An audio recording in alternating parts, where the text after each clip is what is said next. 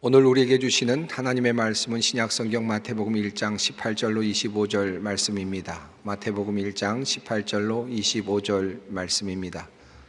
이 계시의 말씀을 봉독할 때 다 함께 살아계신 하나님의 음성을 들으실 수 있기를 바랍니다. 예수 그리스도의 나심은 이러하니라. 그의 어머니 마리아가 요셉과 약혼하고 동거하기 전에 성령으로 잉태된 것이 나타났더니 그의 남편 요셉은 의로운 사람이라 그를 드러내지 아니하고 가만히 끊고자 하여 이 일을 생각할 때에 주의 사자가 현몽하여 이르되 다윗의 자손 요셉아 내 아내 마리아 데려오기를 무서워하지 말라. 그에게 잉태된 자는 성령으로 된 것이라. 아들을 낳으리니 이름을 예수라 하라.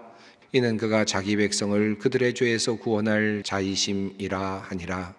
이 모든 일이 된 것은 주께서 선지자로 하신 말씀을 이루려 하심이니 이르시되 보라 처녀가 잉태하여 아들을 낳을 것이요 그의 이름은 임마누엘이라 하리라 하셨으니 이를 번역한즉 하나님이 우리와 함께 계시다 함이라. 요셉이 잠에서 깨어 일어나 주의 사자의 분부대로 행하여 그의 아내를 데려왔으나 아들을 낳기까지 동침하지 아니하더니 나음에 이름을 예수라 하니라. 아멘. 이제는 세계적인 자동차 브랜드로 알려진 제네시스라고 하는 자동차 회사가 있습니다. 자랑스럽게도 우리나라의 자동차 회사로서 지금은 세계 최고급 차량을 만드는 그런 회사로 알려져 있습니다. 이 제네시스라고 하는 이 단어는 사실은 성경에서 사용되는 단어죠. 창세기를 우리가 주로 제네시스라고 이렇게 말을 합니다. 그래서 기독교인들은 이 제네시스를 볼 때 우선 창세기라는 말이 먼저 떠오르곤 합니다. 처음 제네시스라는 차가 우리나라에서 이렇게 다닐 때 목사님들하고 같이 다니다 보면 목사님들이 이렇게 농담을 하곤 했습니다. 저기도 창세기가 가네, 저기도 창세기가 가네, 이런 이야기를 하곤 했습니다. 이 제네시스라는 단어는 그런데 사실은 일반적인 단어이죠. 기원 또는 태초라는 뜻을 가지고 있는 그런 단어입니다. 그런데 이 단어가 성경에 특별히 창세기의 맨 처음에 사용이 되었습니다. 그렇기 때문에 이 단어로부터 시작된 그런 제목이 바로 창세기가 되었습니다. 이 부분을 조금 더 설명을 드리면 이렇습니다. 이 창세기에 나오는 히브리어 첫 단어는 베레시트라고 하는 단어입니다. 영어로는 in the beginning이라고 이렇게 해석이 되는데 맨 처음에, 태초에 라는 단어입니다. 그런데 이 단어 속에 레시트라고 하는 단어가 있는데 이것이 바로 기원, 맨 처음, 태초라는 뜻을 가지고 있는 명사입니다. 이 단어가 후에 헬라어로 번역이 되는데요. 이 번역이 될 때는 게네시스라는 단어로 번역이 됩니다. 그리고 여러분도 예측이 되시겠습니다만 이 게네시스라는 단어가 결국은 영어로 이제 번역이 되면서 제네시스라는 단어가 되었습니다. 그러니까 레시트라고 하는 단어, 게네시스라는 단어는 모두 제네시스라는 그런 말과 다 통하는 그런 단어라고 할 수 있겠습니다. 태초에 하나님이 천지를 창조하시니라. 이 구약의 첫 절은 온 우주의 그리고 만물의 첫 시작점을 우리들에게 알려주고 있습니다. 온 우주가 어디서부터 왔는가, 온 만물이 어디서부터 시작되었는가, 그 근원을 이야기하고 있죠.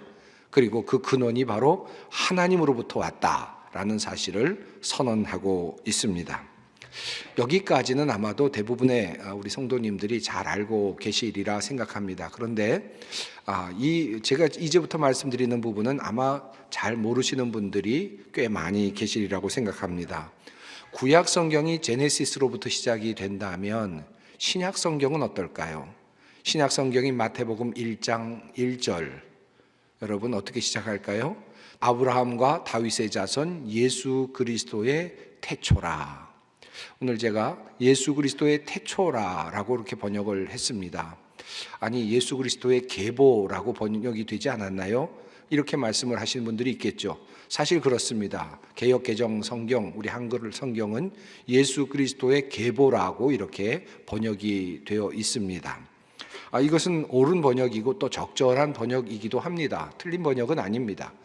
그런데 사실 구약의 맥락과 또 창세기와 마태복음의 어떤 비교 이런 것들을 생각해 본다면 저는 한글로 번역을 할 때 이 단어를 예수 그리스도의 태초라라고 그렇게 번역하는 것도 좋지 않았을까라는 생각이 들기도 합니다. 왜 그런 생각이 드느냐 하면 바로 예수 그리스도의 계보라고 되어 있는 바로 이 단어, 마태복음 1장 1절에 나오는 이 계보라는 단어가 헬라어로 게네시스라는 단어가 사용되고 있기 때문입니다. 다시 말하면 제네시스라는 단어가 마태복음 1장에도 나타난다는 것입니다. 그것도 1장 1절에 나타나고 있습니다. 조금 더 설명을 드리면 이렇습니다. 제네시스라는 단어가 마태복음에는 2번 등장을 합니다. 조금 전에 말씀드렸던 것처럼 마태복음 1장 1절 계보라는 말로 번역되어 있는 바로 그 단어가 제네시스입니다.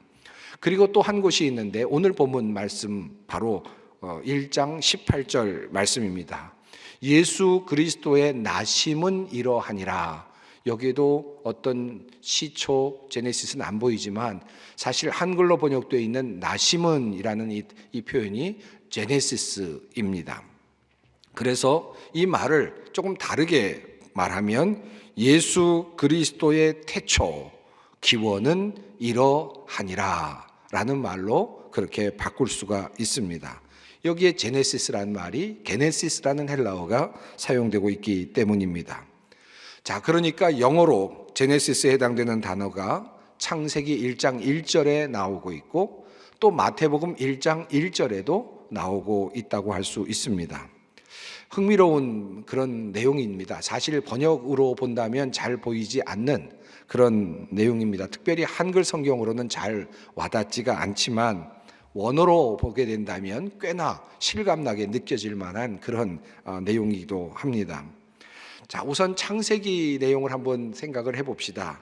창세기는 이 세상의 기원에 대해서 이야기를 하고 있죠. 만물의 기원에 대해서 이야기를 하고 있습니다. 바로 만물의 제네시스에 대해서 이야기를 하죠. 창세기 1장은 하나님께서 말씀으로 온 세상을 창조하셨다라고 하는 사실을 알려주고 있습니다. 그리고 그 세상을 창조하신 과정을 자세하게 묘사하고 있습니다.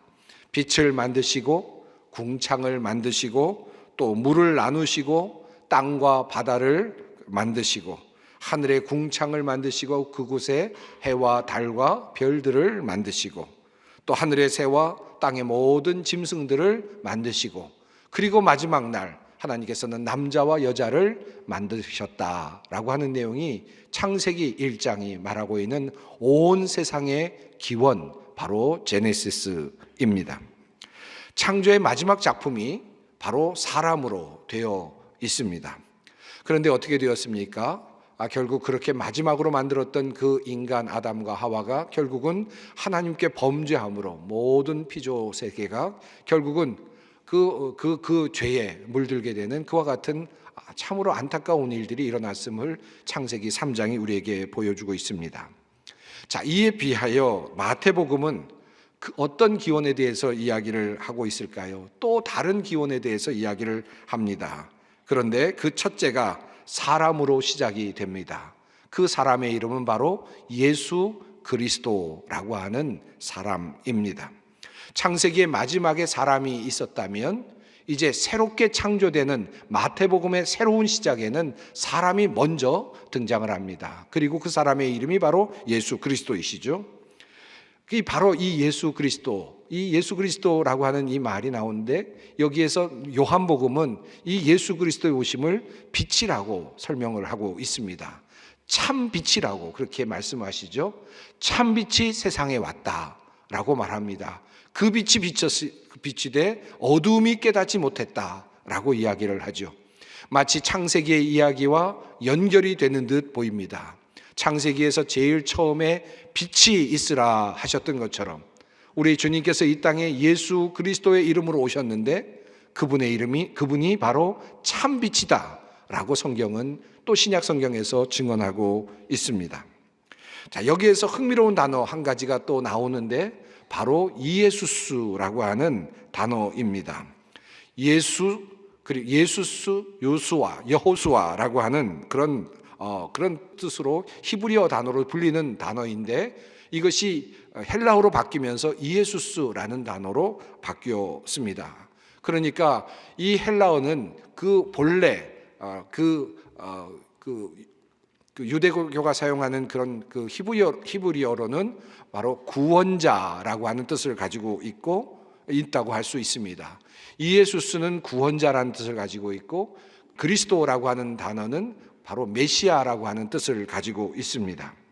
만약에 예수 그리스도라고 하는 단어를 이제 히브리어의 뜻으로 풀어서 생각을 한다면 이렇게 할 수 있겠죠. 구원자 메시아라고 하는 말로 바꾸어서 쓸 수 있습니다. 만약에 이렇게 구원자 메시아라는 단어로 예수 그리스도를 바꾸어서 놓는다면 어떻게 해석이 될 수 있을까요? 예수 그리스도의 나심은 제네시스는 이러하니라 라고 되어 있는 이 문장을 이렇게 바꿀 수 있습니다. 구원자 메시아의 기원은 제네시스는 이러하니라 라고 바꿀 수 있습니다. 여러분 이 표현이 굉장히 다르게 느껴지지 않습니까? 예수 그리스도의 기원, 예수 그리스도의 나심은 이러하다라고 하는 것은 한 인간, 예수라는 인간, 예수 그리스도라는 인간의 어떤 탄생에 대한 이야기처럼 보이는데 구원자 메시아의 기원은 이러하다라는 말은 굉장히 웅장한 그런 표현으로 느껴질 수 있을 것입니다.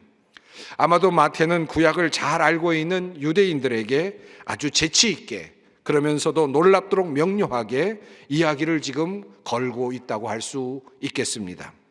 너희가 태초의 시작에 대해서 잘 알고 있지 않느냐? 그리고 태초에 인간이 어떻게 타락하게 되었는지도 잘 알고 있지 않느냐? 그리고 그 타락의 결과로서 우리가 어떤 삶을 살아가고 있었는지도 잘 알고 있지 않느냐? 모든 인류의 시작, 모든 이 세상의 시작, 모든 우주의 시작에 대해서 너희가 잘 알고 있지 않느냐? 창세기를 통해서 너희가 잘 알고 있지 않느냐? 자, 그런데 이 타락한 인간, 타락해서 지금까지 신음하고 있는 인간을 위해서 이제 하나님께서 어떻게 하셨는지 새로운 국면을 내가 너희에게 보여주마.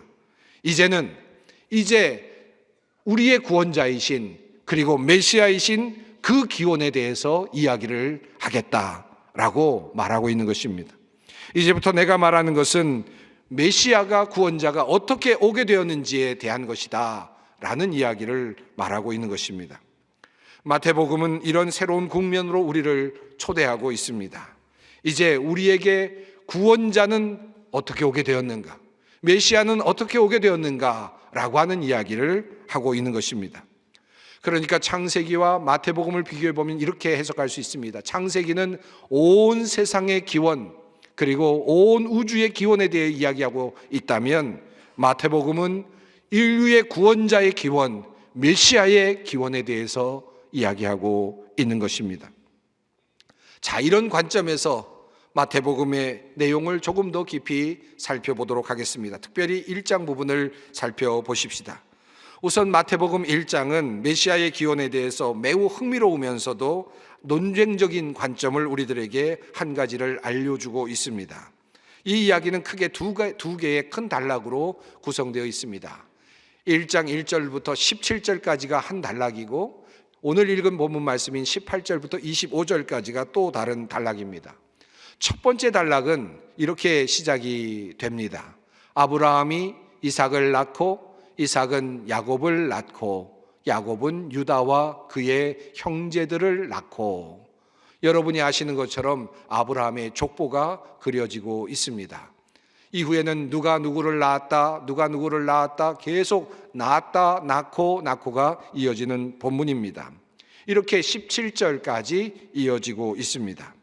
마태는 아브라함의 족보를 제일 먼저 열거하고 있습니다.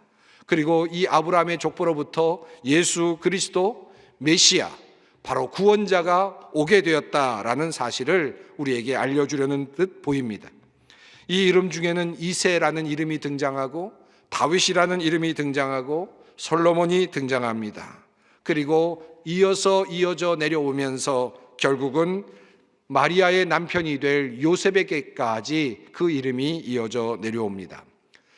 아브라함의 가문이고 다윗의 가문, 그 가문의 마지막 이름으로 요셉이 거명되죠. 자, 그런데 어떻게 됩니까? 갑자기 성경은 잘 내려오던 이 계보를 갑자기 뒤틀어 놓고 있습니다. 16절은 이렇게 됩니다. 야곱은 마리아의 남편 요셉을 낳았으니, 여기까지는 일반적인 아브라함의 족보입니다. 그런데 갑자기 마리아라는 이름이 등장합니다. 마리아에게서 그리스도라 칭하는 예수가 나시니라. 누가 낳았다는 말입니까? 요셉이 낳았다는 말입니까? 마리아가 낳았다는 말입니까? 요셉까지 정상적인 아브라함의 후손으로 이어집니다. 그런데 요셉에게 와서 주인공이 바뀝니다. 마리아에게서 예수 구원자가 나왔다라는 말입니다. 자, 그렇다면 구원자는 어디서부터 나왔습니까? 어디로부터 나왔습니까? 아브라함으로부터 내려오는 족장의 가문에서 왔습니까? 아닙니까? 조금 더 살펴보십시다. 마태는 먼저 구원자 메시아의 오심이 하루아침에 이루어진 것이 아니라 오랫동안 준비되고 계획되고 기다려져 왔던 사건임을 우리에게 알려줍니다. 그리고 그것이 성경의 예언의 성취로 이어지는 것이었음을 우리에게 암시하고 있습니다. 우선 이사야서 11장에 나오는 이사의 줄기에서 메시아가 나왔음을 우리에게 알려주고 있습니다. 이사야서 11장 1절로 2절은 이렇게 되어 있습니다. 이새의 줄기에서 한 싹이 나며 그 뿌리에서 한 가지가 나서 결실할 것이요, 그의 위에 여호와의 영 곧 지혜와 총명의 영이요 모략과 재능의 영이요 지식과 여호와를 경외하는 영이 강림하시리니 라고 되어 있습니다. 자, 이렇게 이새의 줄기에서 메시아가 나올 것이다 라고 하는 사실을 보여줍니다. 그리고 또 이어서 다윗의 자손으로 메시아가 오실 것이라는 사실을 이렇게 이사야서 9장이 이야기합니다. 이는 한 아기가 우리에게서 낳고 한 아들을 우리에게 주신 바 되었는데 그의 어깨에는 정사를 메었고 그의 이름은 기묘자라 모사라 전능하신 하나님이라 영존하시는 아버지라 평강의 왕이라 할 것임이라. 그 정사와 평강의 더함이 무궁하며 또 다윗의 왕좌와 그의 나라에 군림하여 그 나라를 굳게 세우고 지금 이후로 영원히 정의와 공의로 그것을 보존하실 것이라. 만군의 여호와의 열심히 이를 이루시리라.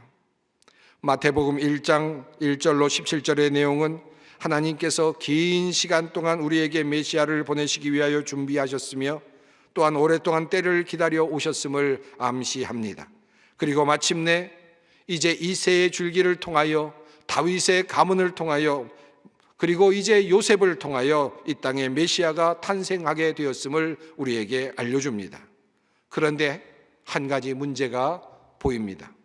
다윗의 가문이 길게 열거되었지만 혈통으로는 피로는 연결이 되지 않는 것입니다.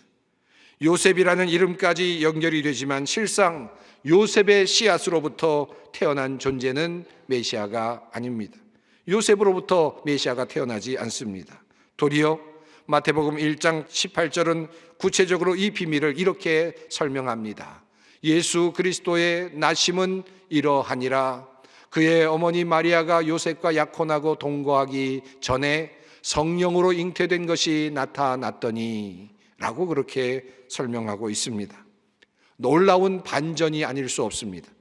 마태복음 1장 1절부터 17절까지 긴 족보를 나열하였는데 그것이 무색하게도 18절은 예수가 마리아라고 하는 여인에게 성령으로 잉태되어 나오게 되었다라고 그렇게 알려줍니다. 그리고 분명하게도 요셉과 약혼하고 동거하기 전에라고 못을 박습니다. 즉 요셉과는 직접적인 연관이 없다는 사실을 이야기하고 있는 것입니다. 그렇다면 왜 길게 마태복음은 그 아브라함의 가문을 그토록 길게 나열을 했다는 말입니까? 이미 이사야서에서는 다윗의 자손으로 오실 메시아에 대한 또 다른 이런 예언이 있었습니다. 그러므로 주께서 친히 징조를 너희에게 주실 것이라. 보라, 처녀가 잉태하여 아들을 낳을 것이요 그의 이름을 임마누엘이라 하리라 라고 하는 바로 그 말씀이었습니다. 여기에서 처녀라고 하는 이 단어는 그저 여인이라는 말로 번역이 될 수 있는 일반적인 단어입니다. 처녀란 아이를 낳아보지 않은 그냥 여인들을 총칭으로 하는 그런 말이기도 합니다. 그러므로 구약의 이사야서를 잘 알고 있는 사람들은 아마도 이 말을 종합적으로 이해하면서 이렇게 해석했을 가능성이 매우 높습니다. 다윗의 가문에 한 여인이 들어올 것인데 그 여인이 다윗의 가문의 씨로 한 메시아를 낳게 될 것이다 라고 그렇게 해석했을 가능성이 높습니다. 그러나 마태복음에 말하고 있는 그 예상은 완전히 다릅니다. 마태복음이 적용하는 내용은 다릅니다. 예상은 빗나갔습니다. 마태는 믿기지 않는 이야기를 우리들에게 건넵니다. 요셉과 정혼한 마리아가 성령으로 아기를 갖게 되었다라고 말입니다. 요셉과의 관계가 아니라 성령으로 아기를 갖게 되었다라는 것입니다. 한번 생각해 봅니다. 인간적으로 차라리 이렇게 이야기를 풀어가는 것이 보다 더 성경에 더 적합하고 사람들이 믿을만 하지 않겠는가.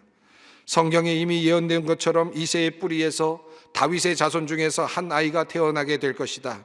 그러므로 다윗의 자손인 요셉과 정혼한 마리아가 결국 그 사이에서 아기를 갖게 될 것이고 그 아이가 바로 우리에게 보내주신 메시아이시다.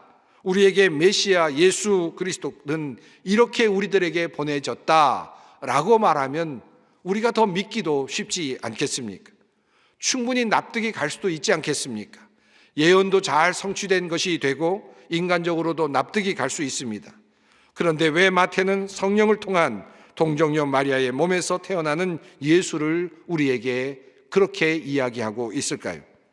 왜 성경은 모순이라 그럴까? 아니면 이야기의 불연속성이라고 할까요? 이런 이야기를 숨기지 않고 있을까 하는 것입니다. 바로 그 이유는 아마도 이것이 진짜, 진정 우리를 위한 구원자 메시아의 기원이기 때문일 것입니다. 지금까지 이스라엘 민족은 인간적으로 구원자를 기다렸습니다. 그저 인간적으로 나타날 영웅을 기다렸습니다. 그저 다윗의 가문에서 나타날 또 다른 왕을 기다리고 있었습니다. 하나님께서 그들에게 그와 같은 왕, 새로운 왕, 이 모든 세상들을 다스리고 그리고 그들의 앞제에서 그들을 이끌어낼 만한 또 다른 한 인간의 왕, 그런 왕들, 영웅을 기다리며 또 기다렸을지 모릅니다. 하나님께서 그런 사람을 보내주실 줄 알았습니다. 그런데 알고 보니 정작 하나님께서 보내주신 바로 그 구원자는 다윗의 자손이 아닙니다. 알고 보니 사람의 아들이 아닙니다. 하나님께서 오셨다는 것입니다. 하나님 자신이 이 땅에 오셨다는 말씀입니다. 이것을 바로 마태복음은 우리들에게 증언하고 있습니다. 구약 성경은 그 사실을 우리들에게 정확하게 열어주지 않았습니다. 마태복음이 바로 그 사실을 우리에게 열어주고 있습니다. 그러므로 천사를 통하여 주님은 말씀하십니다. 그의 이름을 임마누엘이라 하리라. 이 말의 뜻은 무엇입니까? 하나님이 우리와 함께 계시다라는 말씀입니다. 하나님께서 우리에게 구원자를 보내주셨는데 어떤 인간 중에서 한 사람, 건강한 사람, 특출난 사람, 지혜가 많은 사람, 총명한 사람, 그들 중에서 한 사람을 선택해서 마치 영웅을 보내듯이 우리들에게 구원자를 보내주신 것이 아니라는 사실을 우리에게 성경은 증명합니다. 증언합니다. 그리고 하나님이 성령을 통하여 마리아의 몸에 들어가시고 그리고 마리아를 통하여 이 땅에 성육신 하셨음을 말씀하십니다. 하나님이 이제 우리와 함께 하신다. 하나님이 우리와 함께 계신다라고 말씀을 합니다. 얼마나 놀라운 말씀입니까? 그저 우리가 기다렸던 그저 우리들을 위한 구원자는 그저 한 인간 중에서 조금 나은 사람, 그런 사람들이라도 나와서 우리를 좀 도와주었으면, 훌륭한 정치가가 나와서 우리를 좀 도와주었으면, 훌륭한 그런 또 사람들이 나와서 우리 문화를 이끌어 주었으면 하는 마음으로 영웅들을 기다려왔는데 하나님께서는 직접 손수 우리에게 오셔서 하나님이 이 땅에 오셔서 우리의 구원자가 되시기로 작정하시고 우리를 위한 메시아가 되시기로 작정하셨다라고 하는 것 사실입니다. 이것이 바로 은혜입니다. 알파와 오메가이신 영원하신 하나님께서 바로 우리 같은 죄인들을 구원하시기 위하여 참 하나님, 참 사람이 되셨습니다. 이것이 바로 성육신의 비밀이기도 합니다. 우리는 이 비밀을 성육신이라고 말합니다. 그리고 이것이 바로 성탄의 비밀이기도 합니다. 창세기 6장을 보면 하나님의 아들들이 사람의 딸들과 결혼하고 죄를 짓자 하나님은 이렇게 결심하시는 장면이 나타납니다. 여호와께서 이르시되 나의 영이 영원히 사람과 함께 있지 아니하리니 이는 그들이 육신이 됨이라. 인간이 범죄하였을 때 하나님은 결정하셨습니다. 내가 이들과 이제 영원히 함께 있지 않겠다. 이들과 함께 있지 않겠다라고 그렇게 말씀을 하셨습니다. 이렇게 말씀하셨던 그 하나님께서, 단호하게 말씀하셨던 바로 그 하나님께서 이제 그 결정을 바꾸시고 인간을 향하여 손수 내려오십니다. 그리고 이제 임마누엘, 하나님이 이제 인간과 함께 하십니다. 무조건적인 하나님의 은혜입니다. 그러므로 이사야서 7장 14절은 말씀하십니다. 그러므로 주께서 친히 징조를 너희에게 주실 것이라. 보라, 처녀가 잉태하여 아들을 낳을 것이요 그의 이름을 임마누엘이라 하리라. 하나님이 우리와 함께 계신다. 먼 길을 돌아왔습니다. 그것도 어렵게 돌아왔습니다. 잘 따라오셨습니까? 마지막 대림절 우리가 성탄을 기다리면서 고백하는 바가 무엇입니까? 우리는 과연 무엇을 기다립니까? 우리를 위한 구원자, 절망과 고통의 굴레에 우리한 어려운 이 삶 속에서 우리를 구원하실 바로 그분, 사망의 몸에서 누가 나를 구원해낼까? 라고 생각되는 바로 그 자리에서 바로 나를 구원해 주실 바로 그분, 우리가 기다리는 분은 바로 그분 아닙니까? 누가 이 사망의 몸에서 나를 구원할 것인가? 바로 이 고민과 이 절규가 대림절의 신앙입니다. 그런데 이 절망의 자리에 우리 주님께서 오셨습니다. 이것이 바로 성탄입니다. 누구를 보낸 것이 아닙니다. 어떤 대리자를 보낸 것이 아닙니다. 하나님이 스스로 이 땅에 성령을 통하여 임하셨습니다. 성탄은 그러므로 온 우주보다 크신 하나님께서 친히 약속을 지키시기 위하여, 내가 너를 구원하겠다라고 하는 그 약속을 지키시기 위하여 인간이 되신 것을 기뻐하는 날입니다. 오늘 우리를 하시는 구원자가 되시기 위하여 친히 성육신 하신 것을 기억하는 날이고 기뻐하는 날입니다. 하나님께서 우리에게 오셨습니다. 임마누엘, 어떤 다른 이가 아닌 이 온 세상을 창조하신 하나님, 온 세상을 운행하시는 그 하나님이 이제 나와 함께 하십니다. 그러므로 기뻐하십시다. 그분은 하나님의 아들이시며 진정 하나님이십니다. 임마누엘, 하나님이 진실로 우리와 함께 하십니다. 이것이 우리에게 오신 구원자 메시아의 기원입니다. 기도하겠습니다. 하나님, 우리에게 참 하나님이신 우리의 구원자 예수 그리스도를 보내주심을 감사드립니다. 아브라함부터 이어지는 긴 족보를 따라 주님의 구원 계획이 치밀하게 이루어졌음을 깨닫습니다. 또한 성령을 통하여 우리가 상상하지 못하던 방법으로 인간의 방식과 차원을 넘어 참 구원자 메시아이신 우리 구주 예수께서 오셨음을 성경을 통해 배웠습니다. 감사와 기쁨을 누립니다. 참 하나님이신 우리 구원자 예수 그리스도를 아기의 모습으로 받았던 마리아처럼, 그리고 이해되지 않지만 믿음과 순종함으로 아기 예수를 자신의 아들로 친히 받았던 요셉처럼 오늘 우리도 믿음과 순종으로 그리고 겸손함으로 아기 예수를 우리의 마음속에 모시게 하옵소서. 참 하나님 그분을 우리 안에 모시게 하옵소서. 예수님의 이름으로 기도드립니다. 아멘.